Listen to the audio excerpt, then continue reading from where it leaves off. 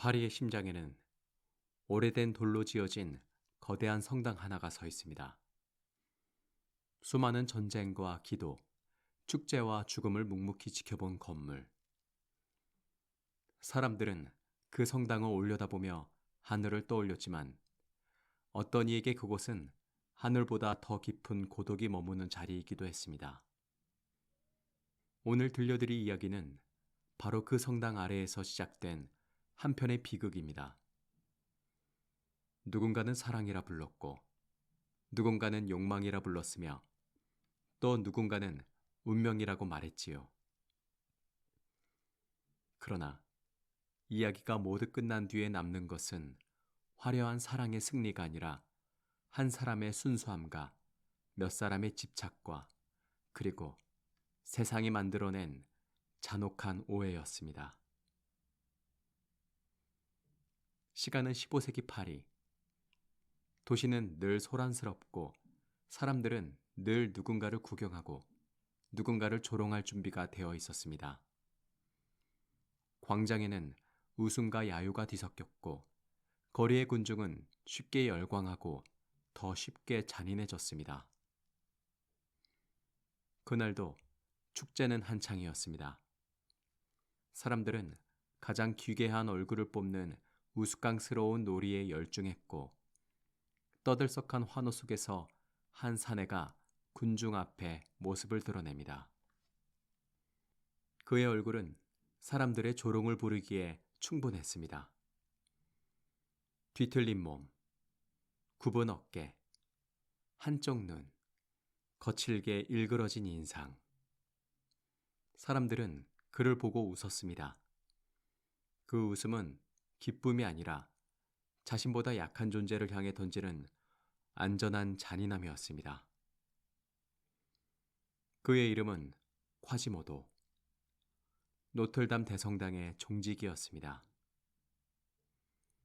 그는 종탑 위에서 살아왔습니다. 수없이 종을 울리며 세상의 시간을 알렸지만 정작 세상은 그에게 단 한 번도 따뜻한 얼굴을 보여준 적이 없었습니다.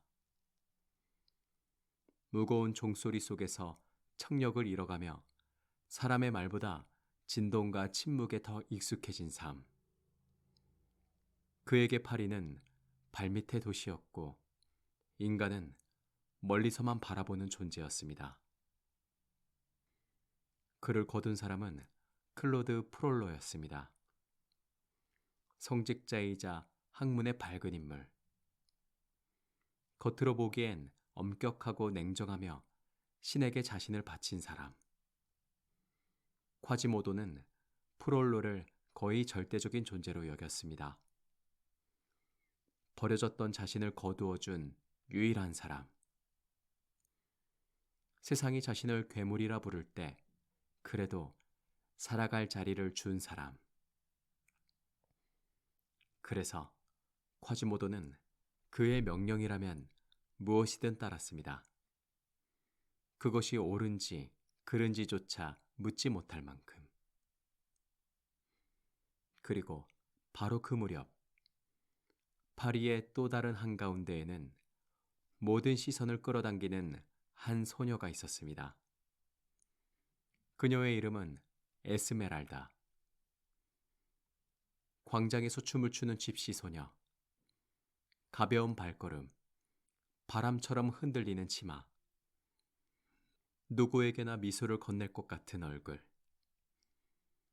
그녀가 지나가면 사람들은 넋을 잃고 바라보았습니다.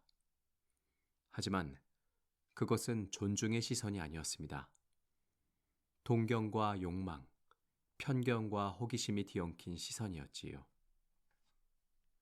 에스메랄다는 아름다웠습니다. 그러나 이 이야기에서 아름다움은 축복이 아니라 오히려 더 많은 위험을 불러오는 불빛과 같았습니다.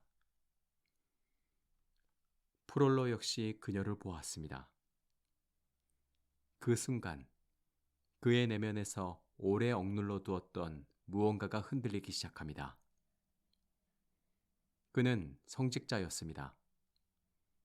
금욕과 규율, 신앙과 절제가 그의 옷이었지요. 하지만 인간의 욕망은 때때로 가장 엄숙한 얼굴 아래에서 더 깊고 어둡게 자라납니다. 처음 그는 그것을 부정했을 것입니다.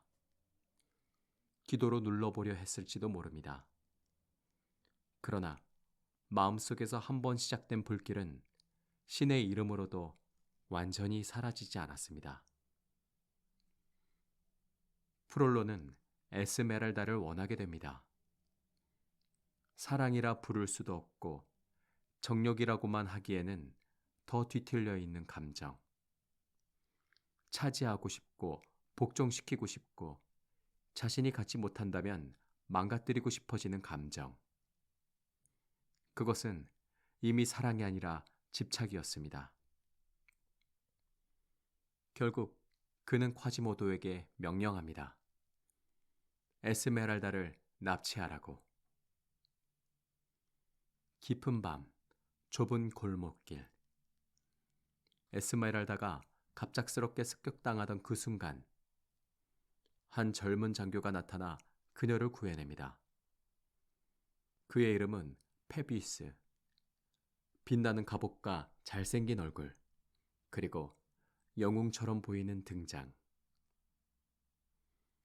에스메랄다는 그를 보고 마음을 빼앗깁니다.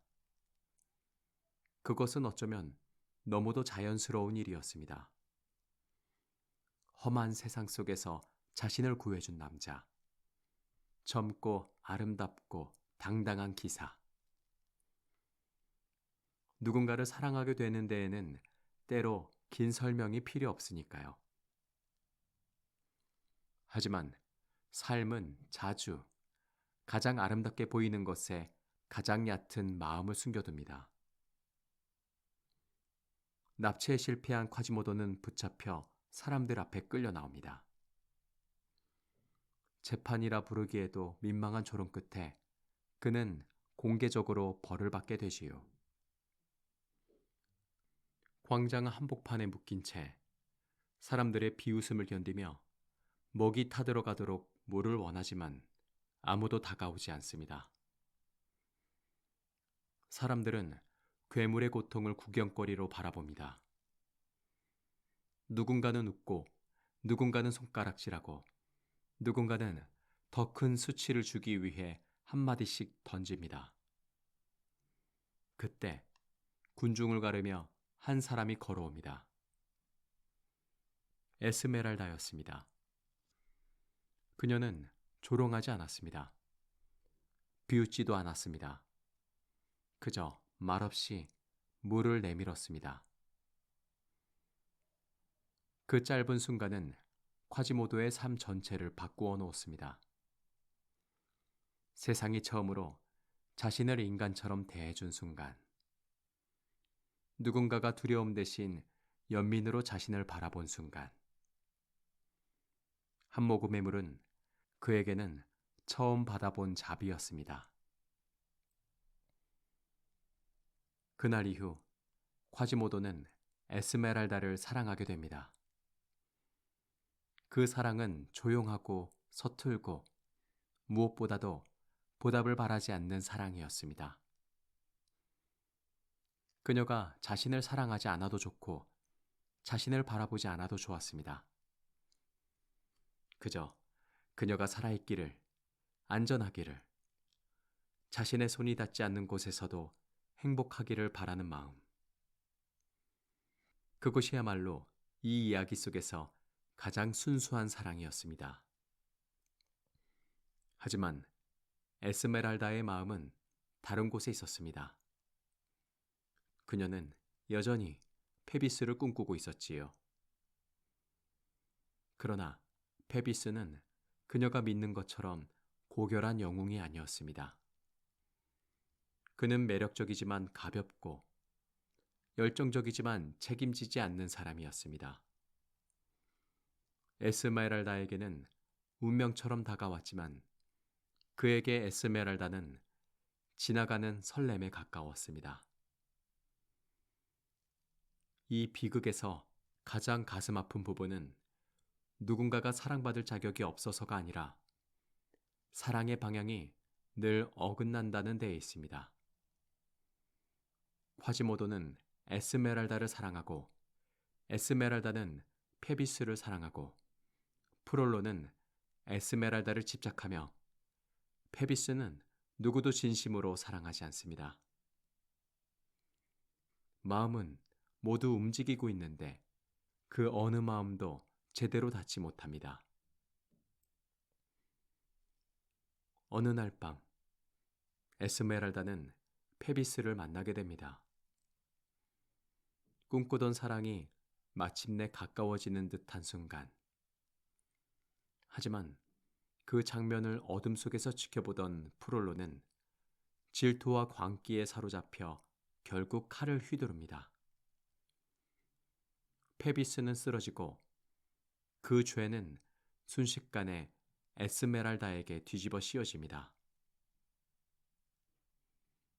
이후 벌어지는 일들은 너무도 익숙할 만큼 잔인합니다.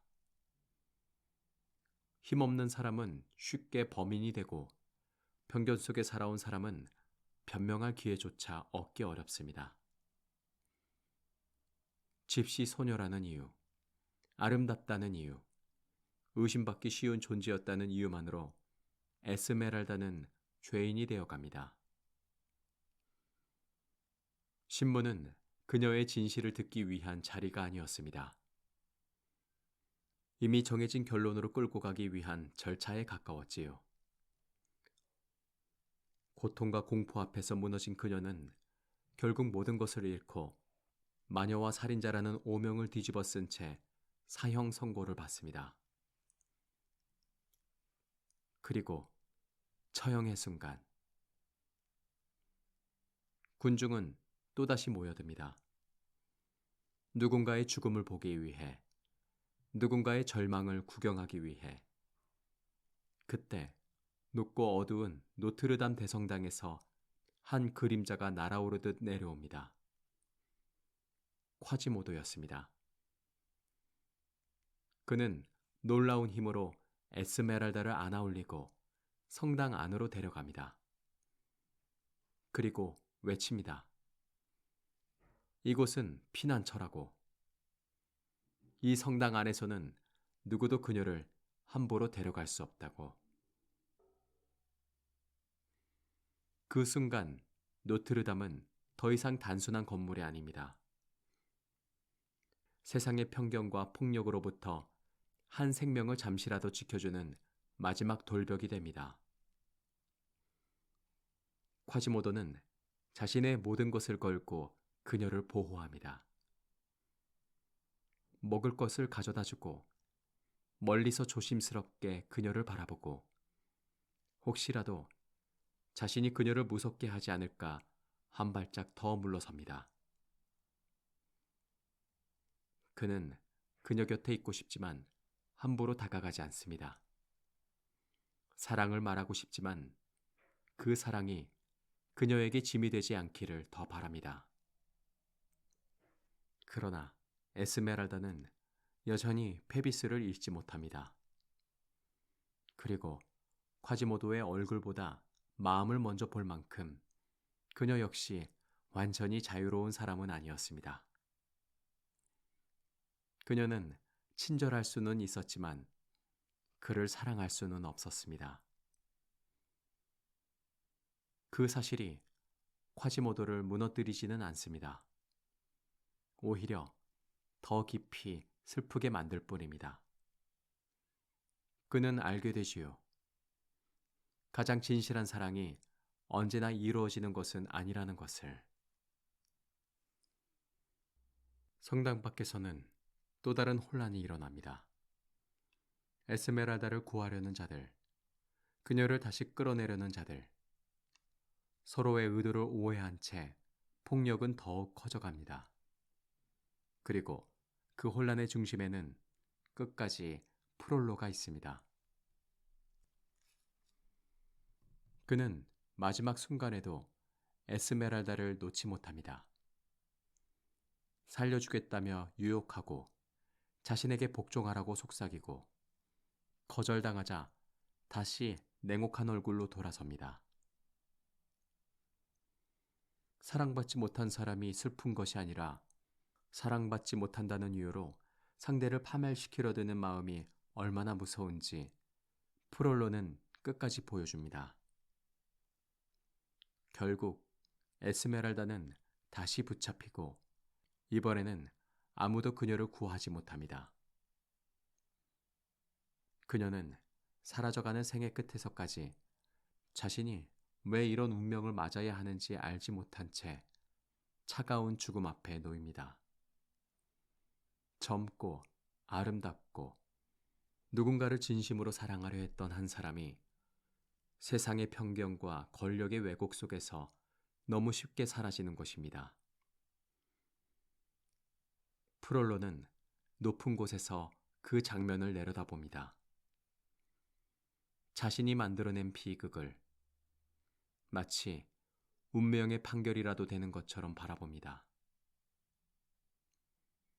그리고 바로 그 순간 콰지모도는 깨닫습니다. 자신이 평생 믿고 따랐던 사람, 자신을 거두어준 유일한 보호자, 그가 바로 이 모든 파멸의 시작이었다는 것을. 사랑하는 사람을 죽음으로 몰아넣은 자, 자비를 모르는 자, 신을 말하면서도 누구보다 인간을 잔인하게 짓밟은 자. 콰지모도는 더 이상 참지 않습니다. 그는 프롤로를 밀어 떨어뜨립니다. 아주 짧은 순간이었을 것입니다. 하지만 그 안에는 한 생애의 충성, 배신, 슬픔, 분노가 모두 들어 있었겠지요. 그렇게 프롤로는 자신이 쌓아 올린 어둠 속으로 추락합니다. 이후 콰지모도는 세상에서 사라지듯 자취를 감춥니다. 사람들이 다시 그를 찾았을 때 그는 이미 에스메랄다의 곁을 떠나지 않은 채 죽어 있었습니다. 살아서도 그녀 곁을 지키려 했던 그는 죽어서도 마지막까지 그녀를 놓지 않았던 것입니다. 세상은 그를 괴물이라 불렀지만 끝까지 가장 인간적인 사랑을 한 사람은 어쩌면 그였는지도 모릅니다. 노틀담드 파리는 단순히 못생긴 종지기와 아름다움 지시 소녀의 이야기가 아닙니다. 이 작품은 묻고 있습니다. 사람은 무엇으로 아름다워지는가? 외모인가? 신분인가? 말솜씨인가? 권력인가? 아니면 누군가를 끝내 해치지 않으려는 마음인가? 콰지모도는 추한 얼굴을 가졌지만 가장 맑은 사랑을 품었습니다. 프롤로는 존경받는 성직자였지만 가장 파괴적인 욕망을 숨기고 있었습니다. 페비스는 눈부시게 아름다웠지만 가장 얕은 마음을 지녔고 에스메랄다는 빛나는 생명이었지만 세상이 그녀를 있는 그대로 두지 않았습니다. 그래서 이 이야기가 오래 남는 이유는 비극이 단지 개인의 운명에서 끝나지 않기 때문입니다. 사람들은 여전히 겉모습으로 판단하고 권위를 쉽게 믿고 약한 사람에게 더 잔인해지며 자신이 보고 싶은 것만 보려 합니다. 노트르담의 종은 오래전에 멎었을지 몰라도 이 이야기의 질문은 아직 끝나지 않았습니다. 우리는 누구를 괴물이라 부르고 있는가? 그리고 누구의 얼굴 뒤에 숨어 있는 진짜 괴물을 보지 못하고 있는가? 오늘 밤 파리의 오래된 성당을 떠올려 보십시오. 차가운 돌벽, 높은 탑, 그 꼭대기에서 도시를 내려다보던 외로운 한 사람을. 그는 세상으로부터 사랑받지 못했지만 세상 누구보다 사랑할 줄 알았습니다. 그리고 어쩌면 그 사실이야말로 이 길고 슬픈 이야기 속에서 끝내 사라지지 않는 마지막 종소리인지도 모릅니다. 지금까지 무엇이든 내레이션이었습니다.